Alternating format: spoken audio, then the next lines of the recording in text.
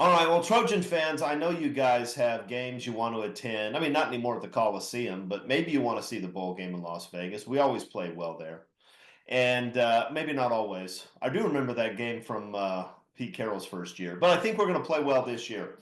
Um, if you want tickets to a sporting event, concert, Broadway play, whatever you want, go to the Game Time app, go download it. Great tickets, great prices. If this is your first purchase and you put in on three, you're gonna get a discount. I think it's $20 off your first purchase. I've used Game Time. I bought tickets to USC games on it, tickets other places on it. Works very well. They have a feature where you can see what your seats are going to look like. Pretty good situation. So you know what? Do somebody in your life a favor. Buy a Christmas gift. Go to the Game Time app, buy some tickets, send them to a game, send them to a show. Works for everybody. Works for you. Works for them. Works for Game Time. Works for me. Um, or you can go to gametime.co at the on your desktop. Either way, Game Time's a place to be. All right, this is what we're going to do today. We're going to talk. We're going to spend a little bit of time talking about offense, what we saw this year, what we're anticipating for next year with the current roster, what sort of needs they might have in terms of the transfer portal. So today's everything about offense. Today's episode is a Lincoln Riley special. It's all about offense. We're not going to do anything about defense at all. And then we're gonna have a defense special It's the later first on. 2 years of Lincoln Riley at USC, That's just right. like that. Well, the first 8 years of his coaching tenure anywhere, this is the Lincoln Riley special. Next week we're going to have the Pete Carroll special. We're going to talk about defense. Actually, not next week. Later this week, we'll have the Pete Carroll special. We'll talk about defense. So thanks for joining, and here we go. Hello, everybody. Welcome to this week's edition of Inside the Trojans Huddle from WeAreSC.com. We have with us the usual crew and a lot of stuff to talk about. Season recap, where we're going, what we need, transfer portal. Who knows? Who knows what we might talk about? I don't even know. I apologize for last week. All my fault that we didn't record. I had some work obligations and I was sick as a dog. The good news is that I'm less sick now. The bad news is I'm still coughing, and so I'm probably going to cough into your ear for the next hour plus, and I apologize for that. But it is what it is. Okay, Eric McKinney, Mark Hulkin, and I'm your humble host, Chris Arledge, and we're going to talk some USC football now. Maybe we'll even talk some playoffs, although I don't know. It hurts to talk about, but there's some things that are interesting about it. Let's start with this, guys. Let's talk about a little bit of season recap now that the regular season is behind us, and as we all know, bowl games aren't what they used to be. At this point, we don't even know who's going to play. It's more like an off-season spring game, only you get to bring in an opponent and have them do their off-season spring game against us, which is fine. I'm eager to see the young guys play, but let's not kid ourselves. That game is virtually meaningless, especially in the days of a 12-team playoff. So let's talk a little bit about what we just saw over the last 3 months. Let's start with the offense. Let's do this. Let's have a big picture review of the offense, what went right, what went wrong, and then maybe we'll break it down into some position groups because I think our coaches have some decisions to make about where they're going with this roster. And I would hope those decisions are going to be informed not by what we say, but by what we saw over the past 3 months. So, Eric, let's start it off with you. And how about at a high level? If you can do it without getting ill, let's talk about the offense we saw from USC in 2024. I think you can go a bunch of different ways with it, and I think that's the problem, is that there didn't feel like a directed, this is what we're gonna be, this is what we're gonna do well. And we've said that since, I don't know, week 3 or 4, I think, of the season. I don't know. It feels like it's been a while since Lincoln Riley didn't have an absolute, this is who we have at quarterback, this is our guy, this is what I'm going to do with him, and I'm going to find a ton of success with what I asked this guy to do. And I know that he's made quarterback changes in the past, and maybe that was it. Maybe that was the Spencer Rattler going to Caleb Williams year that we just saw, but there wasn't Caleb Williams on the bench. There wasn't a really easy, hey, let's go to that guy. And I think we saw that at the end of the year. So to not have an exact answer at quarterback, to not have an exact answer at offensive line, I think that's what we just saw. I mean, I know that you had your starters on the offensive line. I think they played okay. This is not it's not a playoff caliber offensive line. It wasn't a Big Ten championship caliber offensive line. And I think we knew that going into the year. It was just going to be try to throw some punches, try to keep the quarterback upright. And this is a 2, 3 year build kind of issue at this point, and there's a ton of reasons for it. And the bottom line is that you're 6-6 because of the offense, because of I think mainly those two positions. Now, you look at everything else, you didn't get a lot of help from the tight ends, you didn't get a lot of help from the wide receivers. It was just kind of a general dropping the ball, kind of literally across a ton of different positions outside of really Woody Marks showing up as a transfer running back and giving you a whole lot of what you needed at that position. So I think that it was just going in without a lot of confidence in a lot of areas is what it felt like. You were just kind of, will this work? Will that work? Let's try this. Let's throw this guy out there. Let's give this guy reps at receiver. Now this. And from week to week, it felt like, boy, I hope we don't throw a big time interception and give this thing away on the offensive side of the ball. So I think just overall, I can't imagine anyone is leaving that thing on the offensive side saying super proud of that. Loved what we did there. And I think this offseason, you need a real look. What happened? What do we need? What are the spots that we really need to fill and feel better about next year? Hey, Mark, I like surprising you guys with questions, so I'm gonna do that to you right now. Where on offense, if anywhere, did you get a good surprise where you got play from from a person or position group where you said, I didn't expect that, and I feel really good about it? I think on defense we're gonna have some of that. Did we have that on offense at all?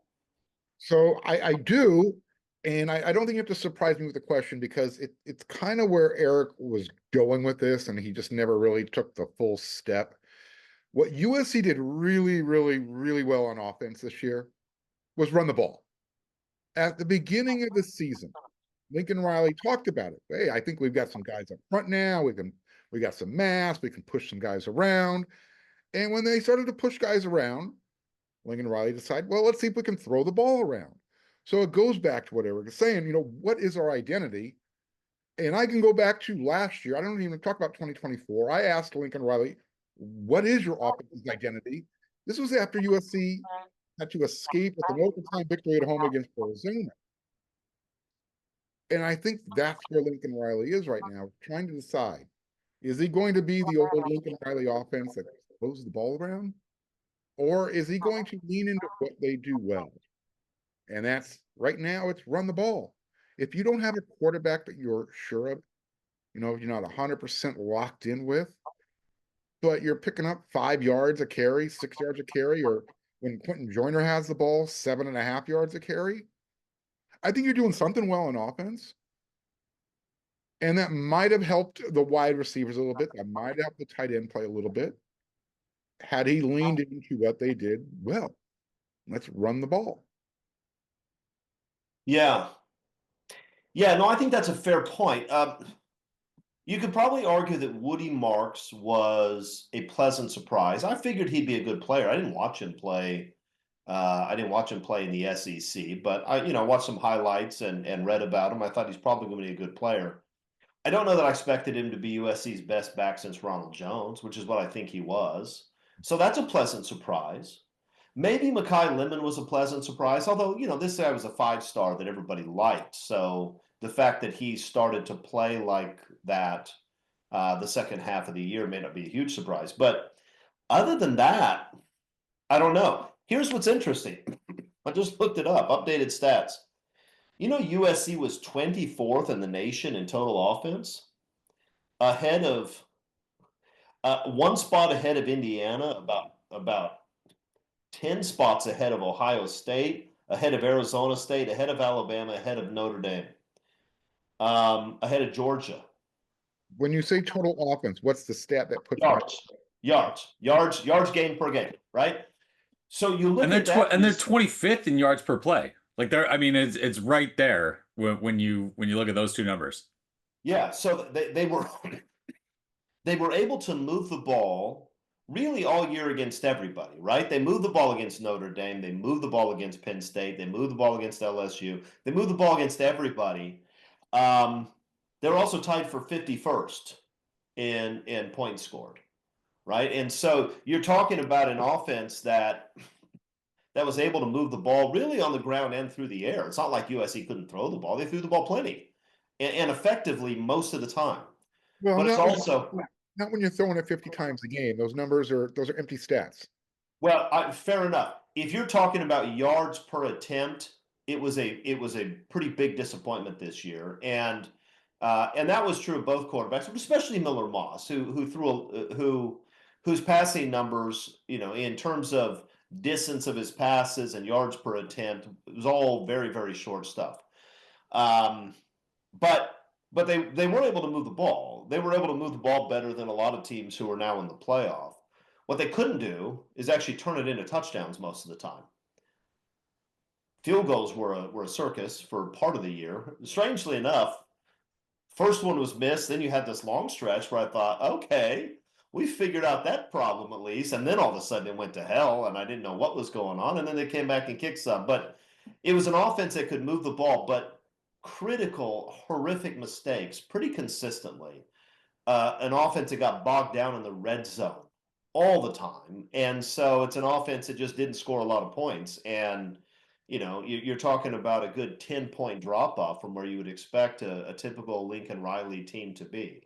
And if they'd scored 10 more points a game, you would not be looking at a 6-6 football team, right? I mean, that would be, you know, any of Lincoln Riley's past offenses paired with this defense, which statistically wasn't amazing, but they were competent. They could do stuff, would have been it gets you 9-3, 10-2, right? I mean, it just does. Any of his prior offenses.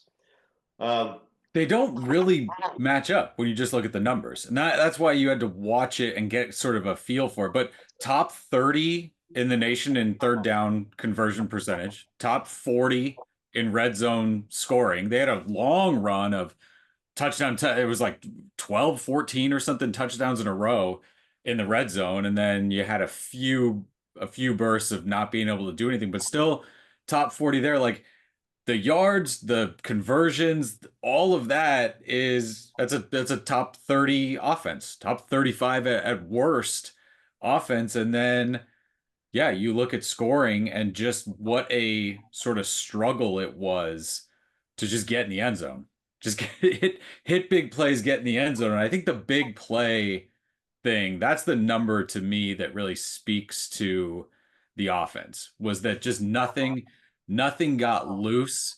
Nothing was able to just attack and hit big plays consistently where you had defenses just kind of on edge all the time and, well, we miss one thing and that guy's gone. Like, defenses felt comfortable all season defending this offense, I think. And they got hit, right?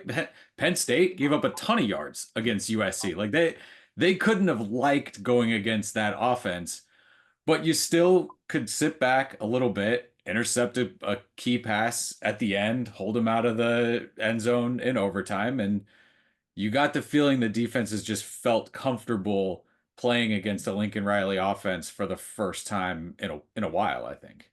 Yeah, I mean, there are past USC teams that turn the ball over more than this one did, but I don't know that I've ever seen a USC team turn the ball over more in just backbreaking situations, right? I mean, it happened it happened a majority of games where you would have just a turnover that changes everything about the nature of that football game.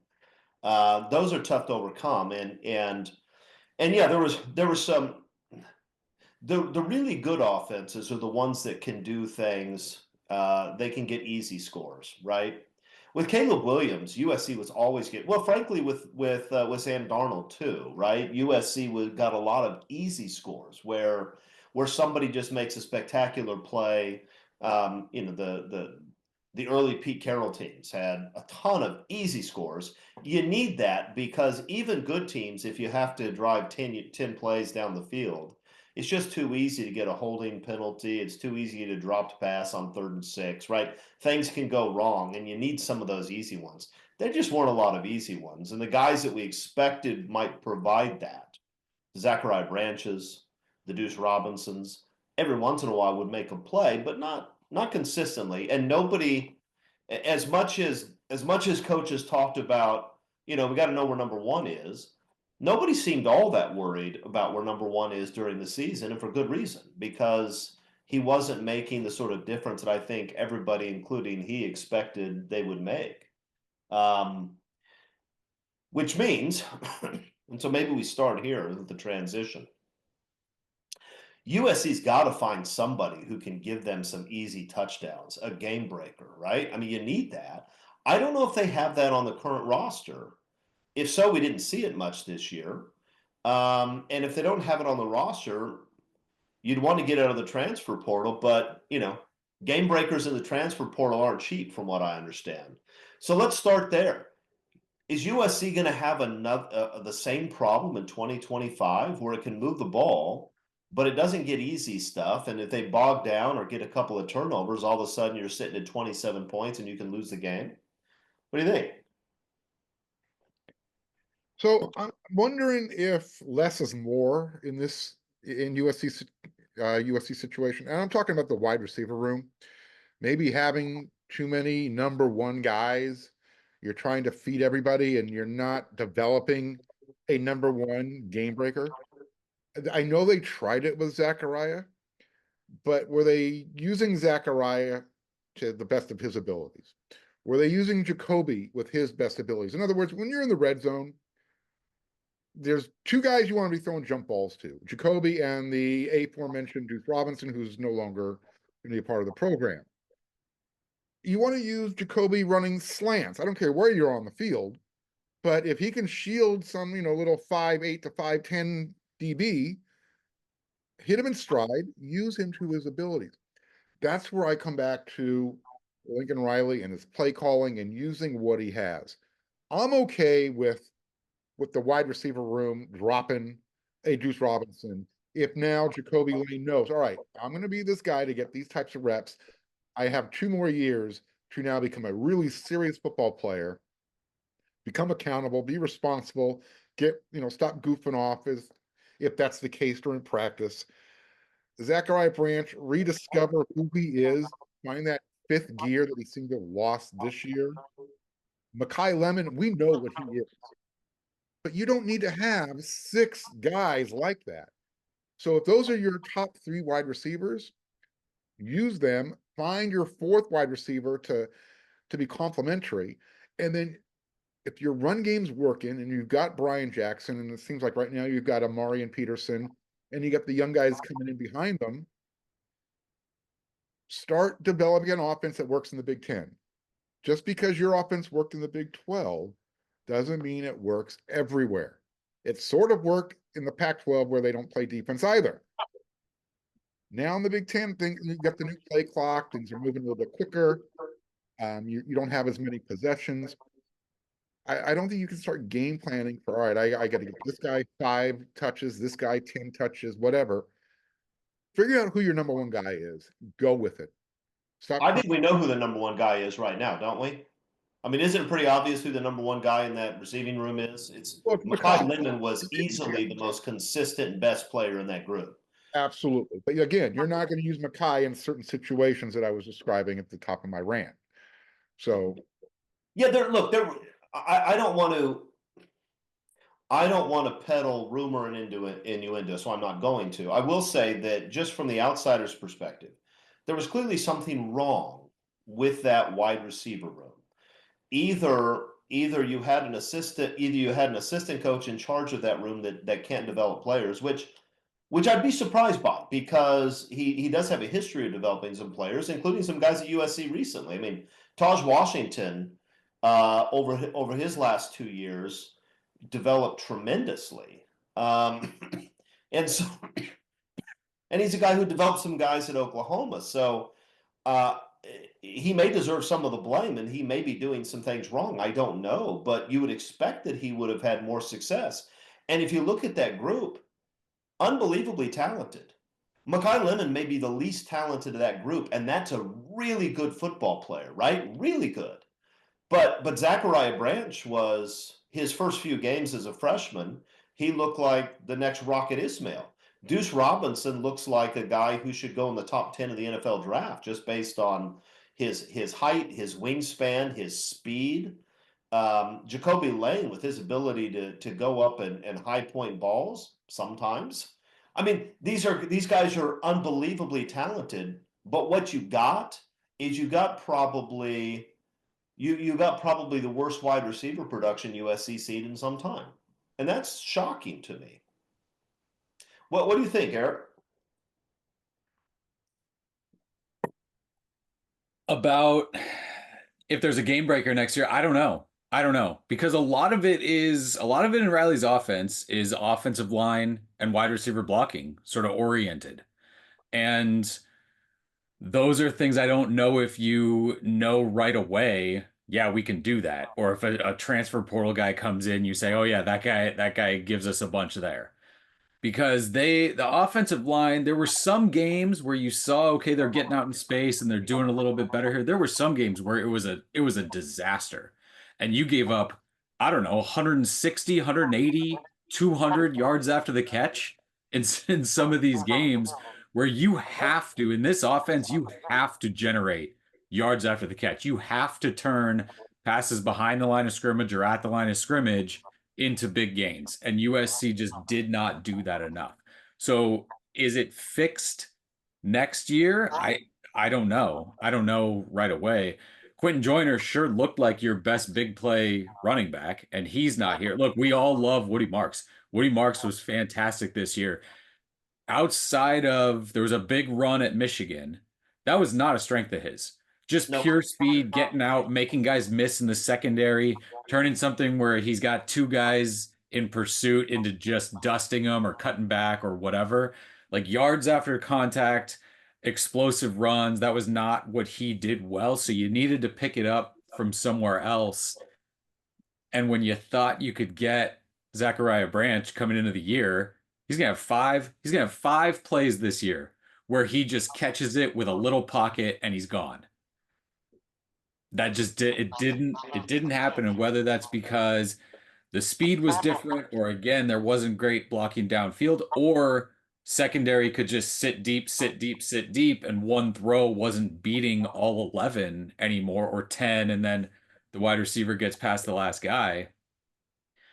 Just didn't happen. So far, I mean, so far they haven't added anybody in the portal, but I don't know. I mean, Speedy Luke is out there, the running back from Bosco, went to Arizona, looking at a few schools right now. Like he gives you kind of that hit with speed, but I think it's more like a change up to some of the bigger backs that you have. And so potentially if he ends up here, you can use him a little bit. But I don't think there was anybody that we looked at last year where you just outside of just giving Woody Marks the ball 18 times a game, there wasn't anyone that said, boy, that was an unbelievable use of that guy. The Penn State sort of fake end around where Quentin Joyner keeps it and goes 75 yards when you use Zachariah Branch kind of as that decoy.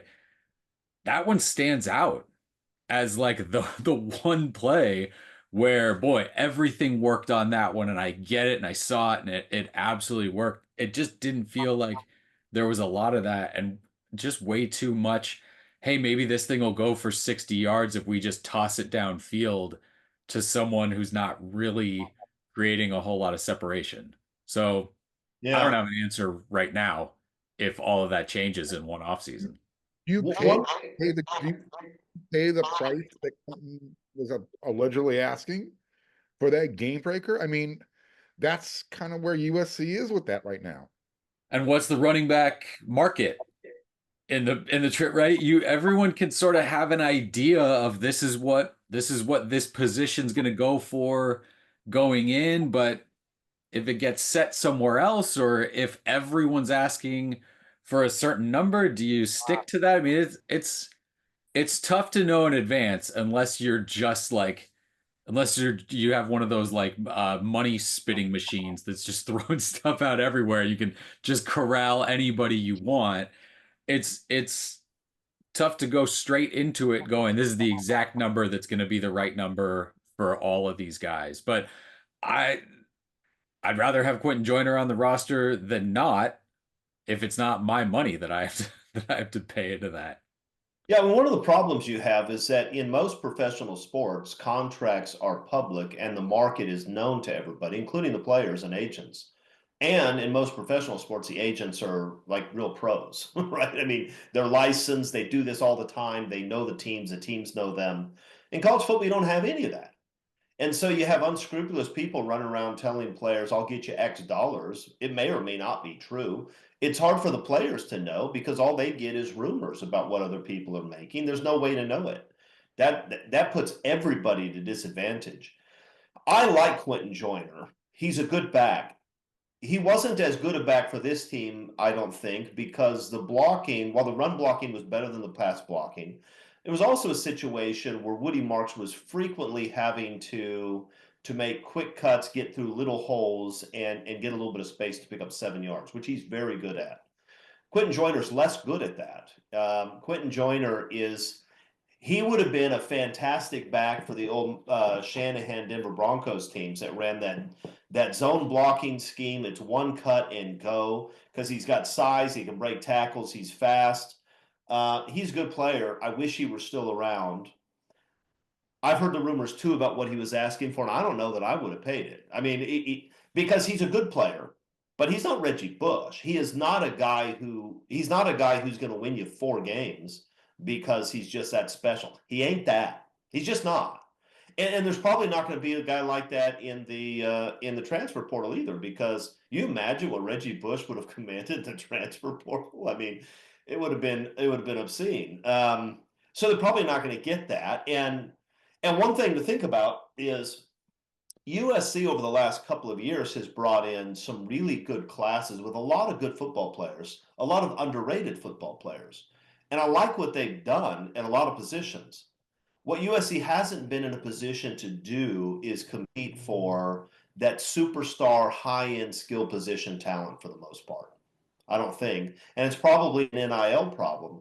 And that means that those guys, the guys that Pete Carroll would have landed, that are guys who everybody has to stay up night worrying about how they're going to stop them. I think those guys are other programs. And What's USC crazy is you started with Caleb Williams and Jordan Addison coming in, and you thought, okay, right. here it is. Every year it's the best quarterback, the best wide receiver, maybe the best running back coming in, and yeah, it's been sort of piecemeal since then. Yeah. Well, let's talk about the quarterback position. It looks like USC is going to stand pat in the transfer portal and spend their money elsewhere. Um, Jay Mayava played pretty well. I think he played pretty well. I don't know what the ceiling is for him. I think the ceiling is higher for him than for Miller Moss. He's bigger, he moves better, he has a stronger arm. I think he throws the ball better downfield. But I don't know if he's a guy who is going to cap out as a top 5 pick and somebody's going to go to New York. I don't know if he's that. Maybe he is. I don't know. What do we think about Jaden Mayava? Does USC need a superstar quarterback to make this thing work? And if they do, is Jaden Mayava that guy, or do they need to be spending money on somebody? Mark, what do you think?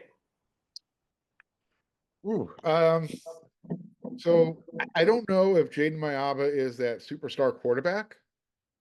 And I don't know if Lincoln Riley has shown he can do something without a superstar quarterback. So now I'm wondering, what is he looking for? Is it obviously Jaden's going to be playing the bowl game. You were able to ask Jake Jensen to stick around and be the backup just in case. And then you've got eventually spring camp's going to roll around. You've got Jaden Mayaba, who's still on the roster. You've got Husan Longstreet, who's scheduled to enroll in January. That's your quarterback room. Is Lincoln Riley comfortable with that? Or is he going to go in? He needs a quarterback out of the transfer portal. We know he's going to go get one. But what kind of quarterback? Is he going for a surefire starter? Or does he not want to upset the apple cart and say, we're building for Husan and this is my guy. So I don't know. It's going to be interesting to see how Lincoln Riley wants to play the game next year, because you've got Husan in 2025, and then you're assuming you've got Ryder Lyons, who will show up in 2027, even though he's part of the 2026 class. So you have this timeline set up the way you want it. If right now the transfer portal, you've got quarterbacks who are on playoff teams putting their name in the transfer portal just to let other programs know, I'm going to be available. Don't fill up just quite yet. So when you've got a guy like an Air Nolan, who you would think he's got, a clear path to the starting job at Ohio State next year, he said, I want to be in the transfer portal. You got Penn State's backup quarterback in the transfer portal. He might be a good guy to bring to USC, but he wants to start. You're not going to get a Jackson Arnold type of guy. You're not going to get somebody who was starting the year before somewhere else. So a John Mateer at Washington State, he's probably not on USC's radar. So what kind of quarterback is Lincoln Riley going to go get? If we can say that Jaden Mayaba has the potential to be the guy, is he? I mean, he makes some of the same mistakes that we criticize Miller for making. He just had less opportunity to make as many. So we'll see what happens going forward with him. Yeah, I mean, the weird thing about the transfer portal recruiting is it's not, high school recruiting that goes on forever, right? Teams started recruiting Jakeem Stewart when he was still in the crib. And it, but with the transfer guys, it's guy pops in the portal, he visits somebody the next day and he signs. Which is good, I think. If Lincoln Riley wants to pull in a star quarterback, that's good, because what you can't do is mess around with one of these guys publicly, not land him, and lose Jaden Mayava in the process. Because Mayava would have plenty of suitors in the transfer portal as well, right? So you can't do that. Eric, what do you think? What's going to happen here? I don't know. That's probably an unfair question. What do you think about the quarterback position and whether or not this is a place where USC is set? Yeah, I think so. So you asked if they can do it without let's say one of the either the top guy in or the top two guys, in college football. There's so many ifs in this, and I get it. But and I don't want to totally sound like Lincoln Riley, because I know fans destroy him when he says this, but it's 8 throws out of what? 400, 500 last year? Like, he's not totally wrong where if you say we have that same general quarterback play and you don't throw the killer picks, and again, that's if you're handing it off on those plays, you're not throwing an interception on them, and you win a ton of games. So they showed that they could beat Penn State. The Notre Dame one is tough because those are good plays at the end, and it ends up stretching by a bit. Were they ever going to win that game? Maybe. They were in it. So they're in the game with two, what are they, top seven seeds, top 5 teams in the country. You beat an LSU team that was like up and down, whatever, but you still played with those teams. I think you can win. I think what we've seen is that the ceiling of the best teams out there has been lowered by transfer portal, by NIL. You can be pretty good and play with everybody in the country. You used to, if you were pretty good, you were probably going to get lit up by Georgia's roster and Alabama's roster and some of those teams. I think that you can do it with him. The biggest the biggest question for me is Jane Mayava has gotten starters reps, starters snaps for 3 games, right? And now the bowl thing. What's the difference there? What's the difference between getting backup snaps for the whole first part of the season? Because you're not, I mean, if you're the number 2, you're not getting work, right? I'm staying ready, I'm showing up, I'm preparing, I'm doing whatever. You're not getting the work that the starter is getting going into those games. So what's the difference there, and what kind of jump can he make now given that this offseason? And if that's substantial, then USC's probably in a good spot just from like a talent ability standpoint. If he can make that step forward, it still feels like going into a season with a ton of ifs at a spot that, again, Lincoln Riley has always been able to say that's a guy. That's a guy that's a Heisman Trophy candidate going into the year. How important is Yeah. the community factor from the quarterback to being, taking the team from here to here? How important is the quarterback's communication to the rest of the team, whether it's during practice or during the game? How much of that plays a factor in elevating a team's performance? You talking about leadership? Is that what you're talking about? That's part of the communication process. Yeah, I mean, look, if the court Conveying good football, conveying messages, expressing yourself.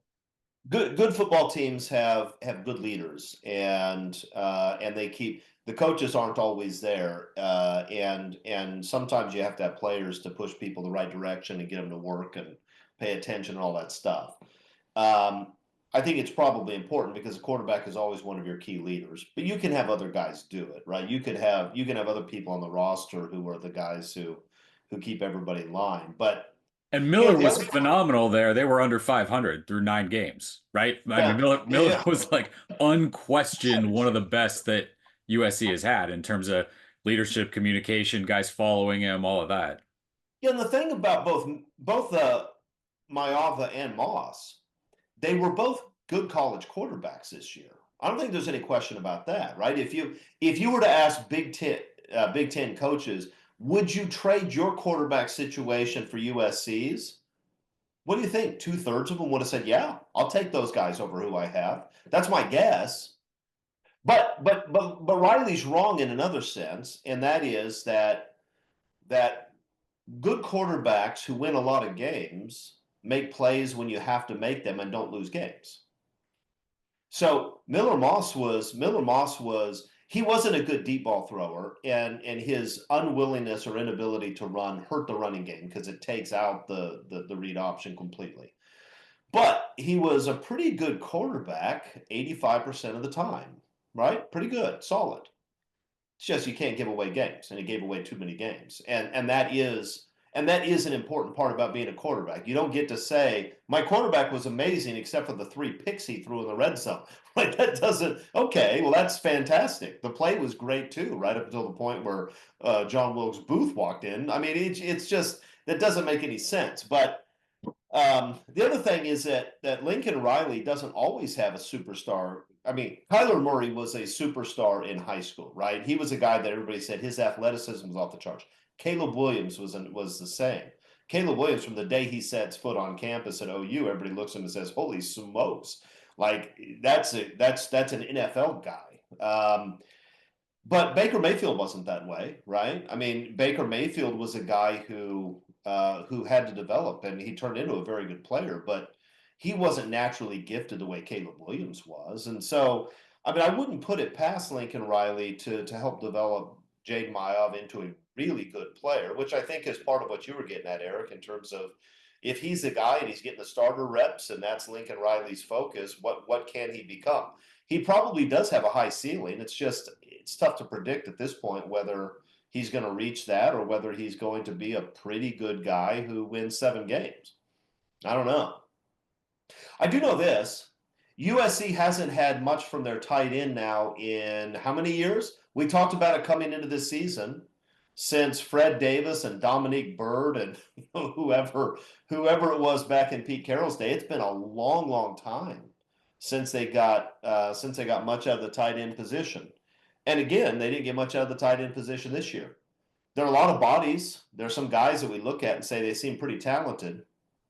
Are they set there? I don't think they're going to spend money on a tight end in the portal. So I hope we're set there.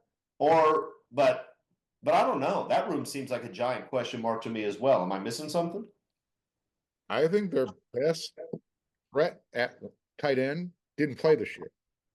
I know Eric wants to turn him into an offensive tackle, but I want to see Walter Matthews running some routes. USC has not had a Fred Davis body since Fred Davis, and Walter has that ability. I mean, he runs like a deer. He's big, he's tall, he's wide. Yeah. He's big. He's a lot bigger than Fred Davis, I think. Well, I'm saying he's got the ability to be that good. He probably could make a heck of a tackle, though, Mark. I mean, he probably could.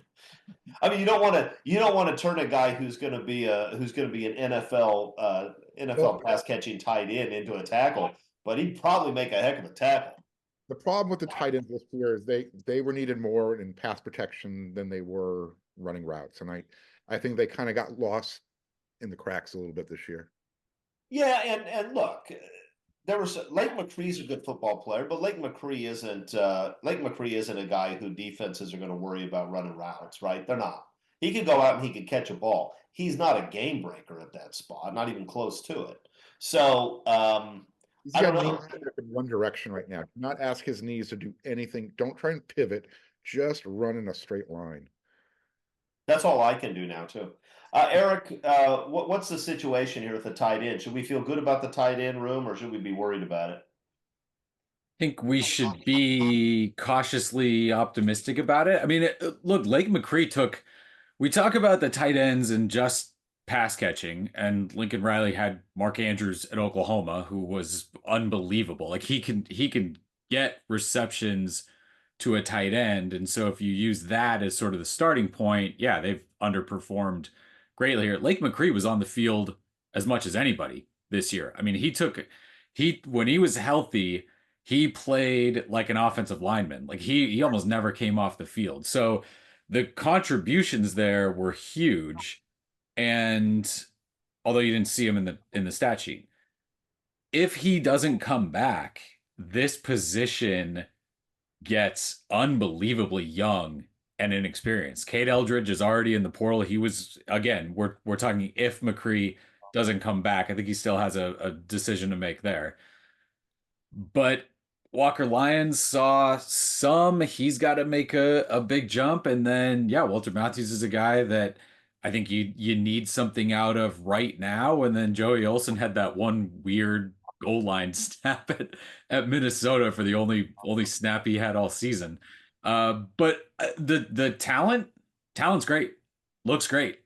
And you're back to potential, which has been the worst word possible to use about USC. You hear every coach that beat USC this year went up to the mic. It's an incredibly talented team over there. Talented doesn't do anything. Talented potential is terrible. You have to turn that into production, productivity, and sort of experience. And until you do, you're kind of guessing on it. I think that's what the tight end room feels like. Again, is Lake McCree a guy who's going to catch a ball and go 75 yards? No. Do you feel better about the room if he's in there with those young guys? I think so. I think so. So I do think that he's a pretty big guy to be able to get back. And yeah, if all he is a sixth offensive lineman a little bit next year and he brings those guys along, I think that's good. But you need some explosion out of that group. I think Walker Lyons maybe gets his feet wet. There's a couple balls that he got late that I think he'd say, hey, next year, give me those again. Let me see if I can make them. But a couple drops on potentially some big plays for him there. I think you'll like what you have in there. Lincoln Riley, I know, has put a lot of effort into recruiting that room and sort of shaping it the way he wants to. Because when he got here, it was a lot of hurt guys. A lot of hurt guys who'd been at USC for 5 years and taken like 4 snaps. So it doesn't feel like that with the young guys right now. But you're betting on some big jumps, I think, if it gets that young and that inexperienced next year. Well, let's talk about the good news, because we went into this past season saying, okay, there's a lot of young guys on this offensive line. We're going to count on these young guys to play, but hopefully they'll develop so we'll be stronger in future years. And now you look at the offensive line and you say, well, we got a lot of young guys on this team, and a lot of young guys are going to have to play. I mean, unless something happens in the portal, and maybe it will, right? Because, USC is probably in the market for a starting interior guy and a starting tackle in the portal. Maybe they'll get him, maybe they won't. If they don't get him, you're in exactly the same place next year that you were this past year, where you're playing guys before they're ready to play. You feel good about a couple of positions, right? I think I would feel pretty good about left tackle next year. Elijah Page played earlier than he should have, and that was clear early in the season. He improved tremendously as the year went on, and with another offseason of development, I would expect that Elijah Page will be very solid next year. Feel good about that. I think you're going to see a big jump from Alani Noah too, for the same reason. I don't think he was as good as Elijah Page the end of the year, but he's a guy who I think will play well. Other than that, you have nothing but question marks everywhere and young guys. And frankly, I think unless they get something out of the portal, I would look at next year's offensive line and say, yeah, this group has even more question marks than the 2024 group had. That ain't good. I'm not excited about any of that. You guys are both nodding your head, yes. I mean, That's it. It's done. It's terrifying. It's terrifying right now. What wants to say? How do you add to that? I mean, the fact that Amos Talalele had a freaking starting job staring him in the face if he just comes back and competes is out. So they might have said USC might be, trimming the fat, theoretically. Just kind of clearing space for guys that they know they need to bring in through the transfer portal. I mean, but Talalele is probably not a guy that they would have cast overboard. I don't know him. I don't know anything about his situation. But that one surprised me a lot. I mean, they didn't, Gino Quinones isn't coming back. There's your experience. Why is he not coming back when he's got you would think, a starting job at left guard waiting for him if Emmanuel Crillon is moving on to the NFL, like I think we assume he is. So this might be, and again, I don't know, but it kind of feels like USC saying, we need to clear some space. We're going to bring in a couple of experienced guys, and if they can get the job done, they're getting those positions. I mean, there are a couple of guys in the portal that clearly they're looking at. The problem is, and maybe there's more money this year, and maybe that's going to be the difference. Last year we were in the same position, right? Saying they need to pull a tackle out of the portal. They absolutely have to. They probably need an interior guy, along with a couple of defensive tackles, and they did get a couple of defensive tackles. They weren't the defensive tackles that we expected, and they weren't the defensive tackles that Oregon got. And you watch the Oregon defense, say, okay, I get it now. I understand the check now, right? So I don't know, but it's clear that if they don't get some real help, guys who can step in and play at a high level right away, that USC's in gigantic trouble next year, because you can't count on these guys to step in and be ready to go. They're too young. It's either that, or they're just saying they're going to roll the young guys out there and say, go do it, go baptism by fire. Yeah, well, maybe, but how many years is Lincoln Riley going to be able to lose 5 or 6 games before people start to wonder why he's $10 million? You open the year with 2 junior high teams in 2025. That helps. I mean, you get 100 snaps against guys that are 4'8" to let yourself kind of get accustomed to playing it with that schedule. That's certainly better than having LSU in game 1 and that Michigan defensive line in game 3, right? That was nightmarish. I mean, it's great that you're up on the JV team. And I know Purdue isn't the greatest varsity team when they actually do play a Division I team, but Maybe right. You would think Mason Murphy, come back. If your guard is your best spot, if that's where you're going to project at the NFL, come back, play guard. Why is he leaving? I think this is more internal. I think this is more of USC saying, let's clear some space. We got some guys out there in the transfer portal. We'll bring them in if our young guys aren't ready to play. I would have gone the other way. I would have done it the other way. I'd have those guys in. I'd have those guys in now and then kind of lay it out and say, hey, here's what we're gonna do. Because right now you look at if you're replacing left guard and you know you have to replace center, and you didn't have right until Mason Murphy went in, you didn't have to replace right tackle. But at this point, those are the three spots that at the end of the year seem like they'd be up for grabs, right? You talked about Eli Noah at right guard, Elijah Page at left tackle. I think if all three of us had guessed our three starters at those positions, just based on the roster, it's the three guys in the transfer portal right now. Like those absolutely seem like your best guesses at what the starters would be for those positions. And you cannot, I mean, if they like the young guy, right, the guys who just completed their freshman year, which you lost one of those guys to the portal too, but most of them weren't even really healthy and going through stuff all year. So it's not even like they were getting a ton of practice snaps there. You have to get two potential starters, at least two, in the transfer portal. And at least early on, it doesn't seem like there's any kind of slam dunks. And there's guys out there that would make a whole lot of sense. Doesn't seem like a lot of slam dunks. Yeah, that guy went in and he's straight over to USC right now. Like what Wendell Moe at Arizona, right? A poly kid goes into the portal. You think, hey, they brought DJ Harvey back down to Sierra Canyon kid. Like you get a couple of these guys that you didn't recruit hard out of high school or didn't get out of high school that now this seems like what the transfer portal is for. Hey, that guy proved it over there, can come play at USC, and Wendell Mo's got a couple SEC visits and just doesn't feel like SC's sort of in the mix. Transfer portal's tough because 5 minutes from now, anything could be different or anybody else could go in. But my hope is that you're right. My hope is that they've got something in their back pocket that's, hey, we're gonna get these guys and add to it. But right now, the offensive line for next year is Young. It's far more questions than what was coming in this past season. They need to figure out where Pragnon is likely to go to the NFL draft, figure out where that slots him in terms of first-year money, and pay him that plus 10% to stick around. I mean, and I'm not really even joking.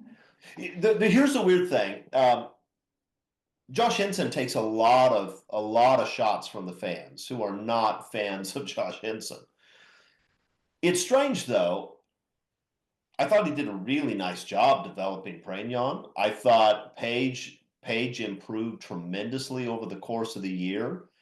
I'm not convinced that Josh Henson isn't a good offensive line coach. I think he might be. I do wonder about him as a recruiter.